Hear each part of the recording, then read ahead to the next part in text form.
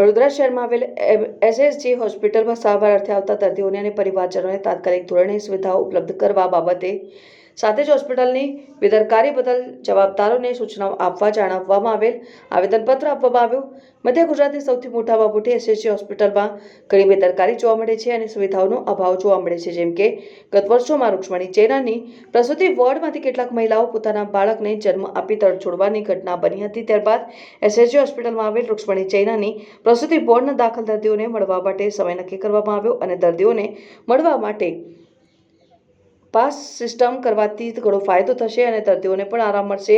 ત્યારે હાલમાં અનેક વોર્ડમાં દર્દીઓ સારવાર અર્થે આવતા હોય છે અને એક દર્દી સાથે અનેક પરિવારના સભ્યો હોસ્પિટલમાં ખબર અંતર પૂછવા આવતા હોય છે, જેથી દર્દીને આરામ નથી મળી રહ્યો। ત્યારે હોસ્પિટલમાં અનેક વોર્ડમાં દાખલ દર્દીઓ માટે એક સમય નક્કી કરવામાં આવે, સૂચના બોર્ડ લગાવવામાં આવે, જેથી દર્દીને રાહત મળી શકે અને હોસ્પિટલમાં સ્વચ્છતાની જાળવણી થઈ શકે। સાથે બહારગામથી અથવા અન્ય રાજ્યોમાંથી એસએસજી હોસ્પિટલમાં આવતા પરિવારજનોને તાત્કાલિક ધોરણે પાવરગ્રીડ નામની કંપની દ્વારા કરોડો રૂપિયાના ખર્ચે બનાવવામાં આવેલ આશ્રય સ્થાન ખુલ્લો મૂકવામાં આવે, જેથી નાગરિકો તેનો લાભ લઈ શકે તેમ છે।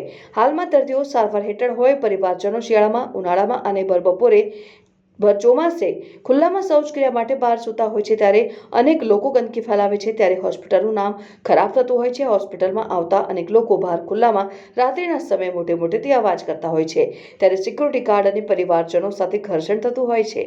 હાલમાં પ્રસૂતિ વોર્ડની સામે તાત્કાલિક વોર્ડ, પીડિયા વોર્ડ અને અન્ય જગ્યાએ રાત્રિના સમયે નાગરિકોના ટોળા જોરથી વાતો કરતા હોય છે, જેથી પરિવારજનો માટે આશ્રય સ્થાન તાત્કાલિક ખુલ્લું મૂકવામાં આવે તેવી માંગ છે। સાથે સર્જિકલ વોર્ડની સામે જ્યાં ત્યાં પાર્કિંગ કરવામાં આવે છે, સિક્યુરિટી એજન્સીના ગાર્ડ ધ્યાન આપતા નથી। સર્જિકલ વોર્ડ પાસેથી અનેક વાહનની ચોરીના બનાવ બન્યા છે। સાથે સર્જિકલ વોર્ડની અંદરથી અનેક દર્દીઓના પોકેટ મોબાઈલની ચોરીના બનાવ બન્યા છે। મધ્ય ગુજરાતની સૌથી મોટી હોસ્પિટલ સર સયાજીરાવ હોસ્પિટલમાં ઘણી બેદરકારીઓ જોવા મળે છે। જેમ કે વડોદરા શહેરમાં જ્યારે લોકો બહારથી રાજ્યના લોકો પણ અહીંયા આગળ વડોદરા શહેરની મુલાકાતે આવતા હોય, સાથે જે કહેવાય છે કે દર્દીને પોતે સારવાર અર્થે લાવતા હોય છે, ત્યારે જે દર્દીના પરિવારજનો છે તે ખુલ્લામાં સૂઈ રહ્યા છે। સાથે રાત્રિના સમયે પણ ઠંડી હોય, શિયાળો, ચોમાસામાં બહાર ખુલ્લામાં સૂતા હોય, ત્યારે વડોદરા શહેરની અંદર જ્યારે કરોડો રૂપિયાના ખર્ચે વિશ્રામ સદન બનાવવામાં આવ્યું છે, તો વિશ્રામ સદનનો ઉપયોગ અને હેતુ શું?